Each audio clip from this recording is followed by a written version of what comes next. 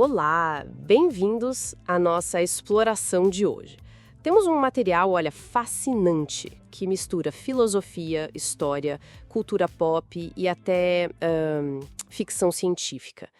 Vamos mergulhar em fontes que falam sobre o que ateus podem aprender com religiões, a história trágica de uma filósofa da antiguidade, comparações entre figuras públicas atuais, dilemas futuristas e até releituras de textos antigos. Exato. A ideia hoje é tentar encontrar os fios que conectam esses materiais que à primeira vista parecem bem diferentes, né?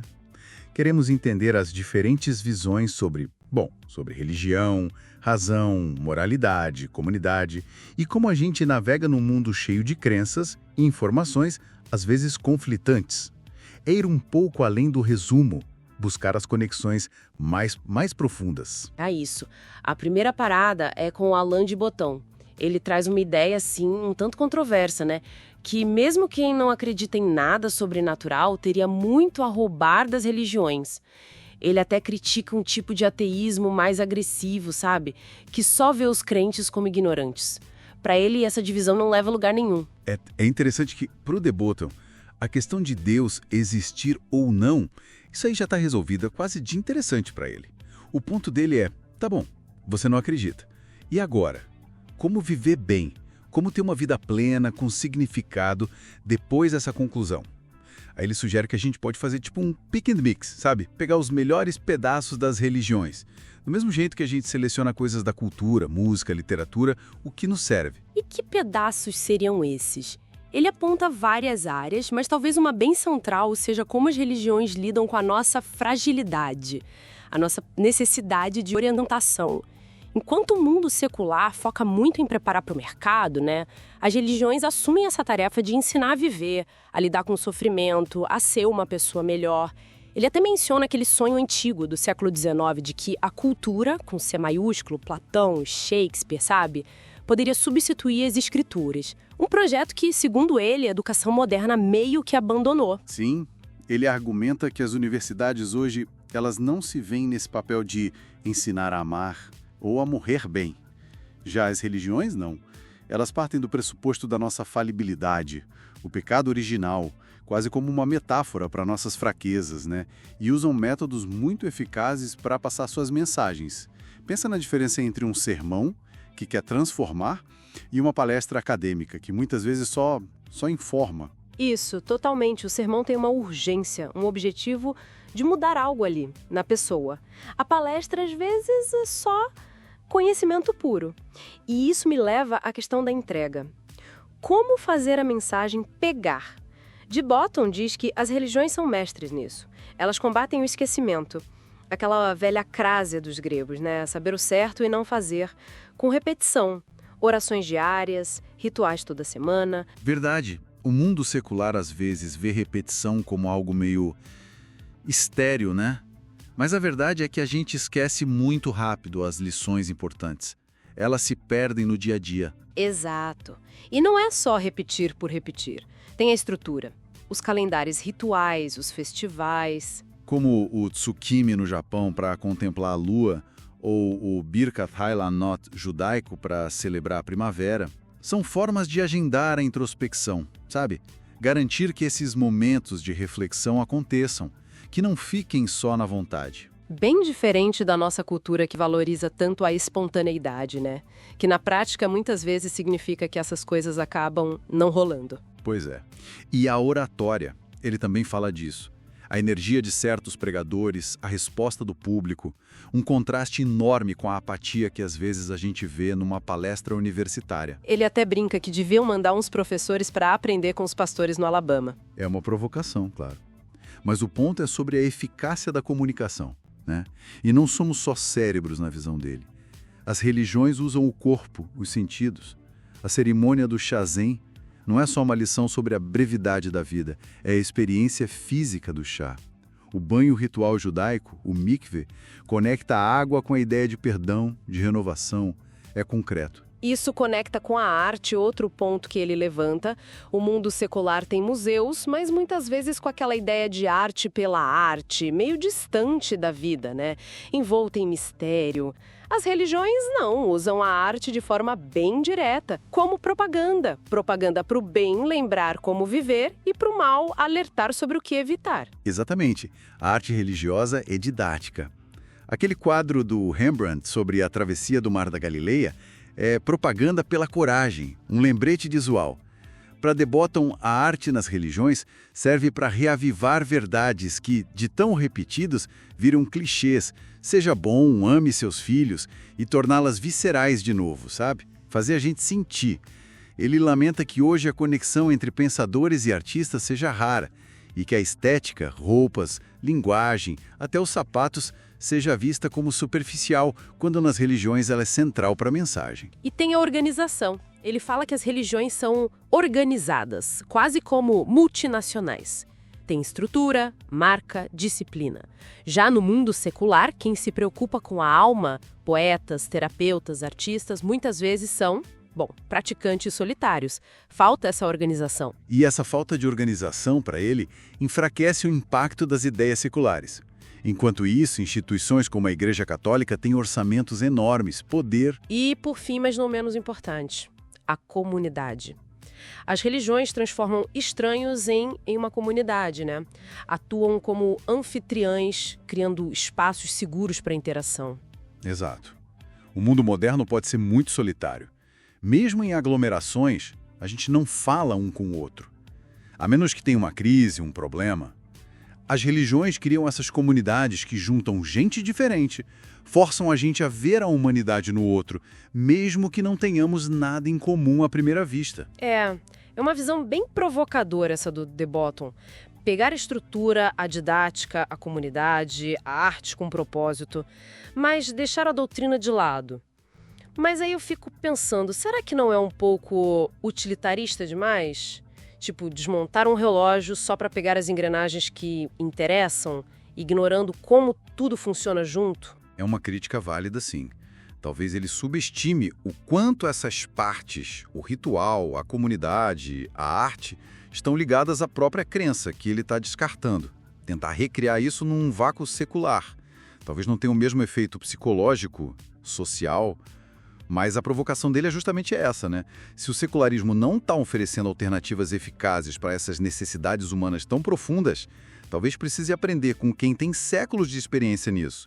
É um ponto para se pensar. Interessante. E essa visão de aproveitar a religião, ela contrasta de forma brutal, eu diria, com a história de Hipátia de Alexandria. Uma das fontes que a gente tem traz essa história. Uma filósofa, matemática, astrônoma brilhante lá no Egito do século IV, V, um verdadeiro farol da razão grega, né? Sim, a fonte a descreve como um símbolo do pensamento livre num momento de virada histórica. O Império Romano tinha acabado de oficializar o cristianismo com o Édito de Tessalônica, lá por 380 DC. E isso foi crucial, porque deu poder estatal para a igreja. Nesse contexto, figuras como a Hipátia, ligadas ao conhecimento pagão greco-romano, passaram a ser vistas como ameaças. E o fim dela foi horrível, né? Em 415 DC, assassinada por uma multidão de cristãos ligados ao bispo Cirilo. A fonte argumenta que a morte dela não foi só um crime bárbaro, mas um marco simbólico. O dogma triunfando sobre a razão, o início de um período mais sombrio para a ciência e também um golpe na presença intelectual das mulheres. O texto defende que o cristianismo institucionalizado, diferente de algumas tradições anteriores, ativamente restringiu o papel público e intelectual das mulheres por séculos. Cita figuras como Agostinho, Tomás de Aquino, para justificar essa visão. E a pergunta que fica é dolorosa. Quantas outras Hipátias a história perdeu por causa do dogmatismo? É algo que pesa. Com certeza, e essa tensão entre razão e dogma, ela ecoa muito forte nas ideias de Sam Harris sobre a moderação religiosa. Temos uma fonte que aborda isso, ele tem uma visão bem crítica dos moderados, né? Harris argumenta que a moderação religiosa, mesmo bem intencionada, acaba sendo ineficaz contra o extremismo. Por quê? Porque ela não desafia as crenças fundamentais. A ideia da literalidade das escrituras, sabe? Para o fundamentalista, o moderado é só alguém que não leva a própria fé a sério. Um fundamentalista fracassado nas palavras dele. Ele sugere que a moderação, na verdade, é mais fruto do conhecimento secular e até de uma certa ignorância dos textos sagrados. Falta credencial religiosa para confrontar o literalismo. E para ilustrar o perigo desse literalismo, uma das fontes analisam a passagem bem pesada de 1 Samuel 15 da Bíblia hebraica. Aquela ordem divina para o rei Saul exterminar completamente os amalequitas, homens, mulheres, crianças, até os animais.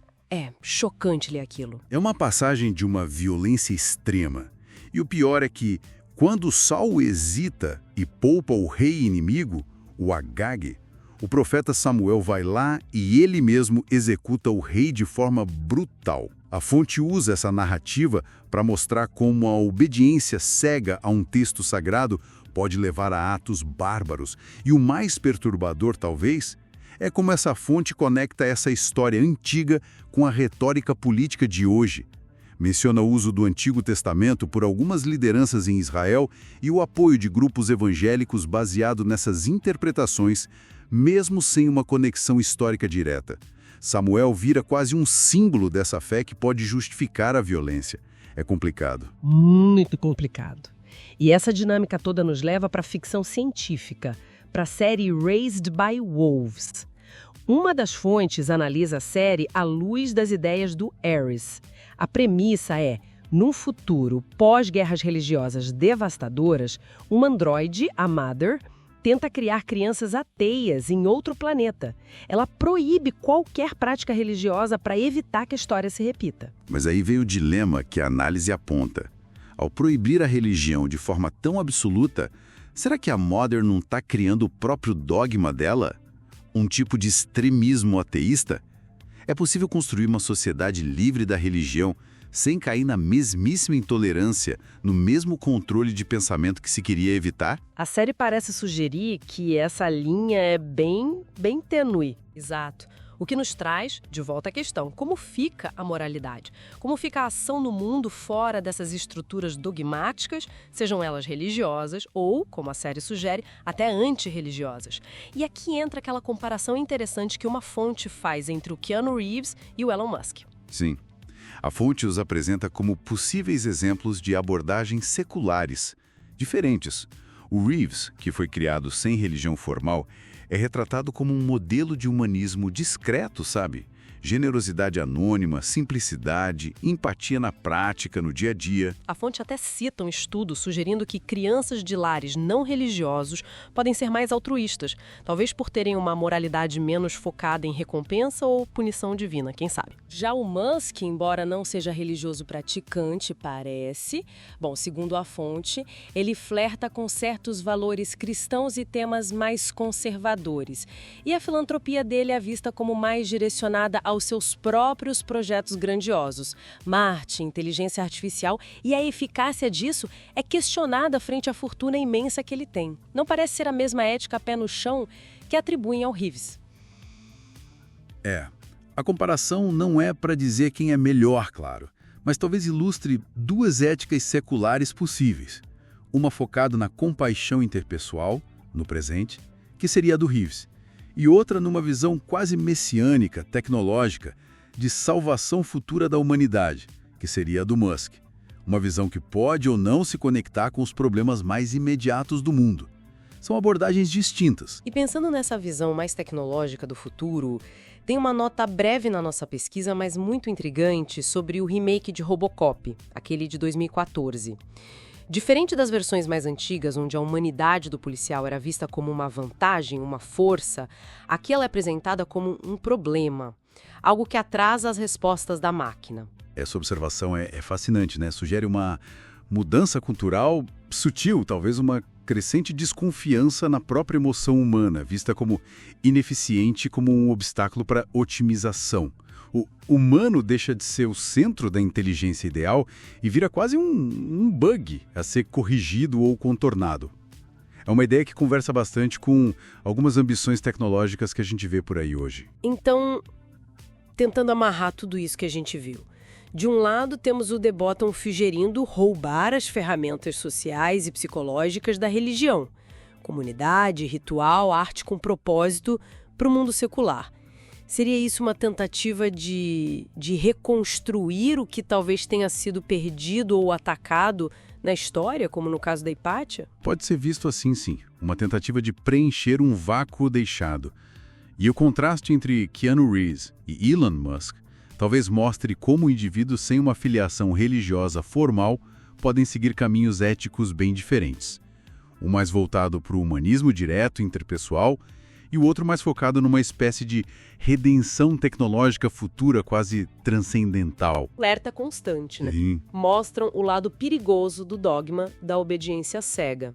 Seja ele religioso ou como Raised by Wolves, parece sugerir potencialmente antirreligioso também. Parece que aquela estrutura que o De Botton admira tem um potencial sombrio ali inerente. Exatamente. O grande desafio parece ser esse. Como cultivar sabedoria, comunidade, ação ética, sem cair nas armadilhas do dogmatismo, da exclusão, da justificação da violência. E essas armadilhas parecem poder surgir tanto de sistemas religiosos quanto de sistemas seculares ou declaradamente antirreligiosos. Não tem fórmula mágica, né? Exploramos hoje um terreno bem complexo, não foi? A busca por sentido e por ferramentas para viver bem fora da crença tradicional, o choque histórico e que continua entre razão e dogma, os dilemas éticos no mundo secular e até os riscos de futuros controlados, seja pela fé ou pela sua ausência programada. Vimos como textos antigos ainda podem alimentar conflitos modernos e como figuras públicas acabam refletindo diferentes formas de estar no mundo. Ficou bem claras as tensões, né? A utilidade versus o perigo da estrutura religiosa. A busca por uma bússola moral, sem depender necessariamente da fé. A necessidade humana de comunidade contra os riscos do tribalismo, da exclusão. E essa dificuldade enorme de defender a razão sem cair num novo tipo de rigidez dogmática. É um equilíbrio delicado. E talvez a reflexão final que emerge de tudo isso seja: será que o maior desafio não está em escolher um lado, religião versus secularismo, por exemplo, mas sim em cultivar a nossa capacidade crítica, a nossa inteligência emocional para navegar qualquer sistema de crenças, seja ele revelado ou construído pelo homem, navegar de um jeito que a gente consiga identificar e resistir às sementes do dogmatismo e da intolerância, não importa de onde elas venham. Fica aí a provocação. Agradecemos muito a companhia de todos nessa exploração. Até a próxima.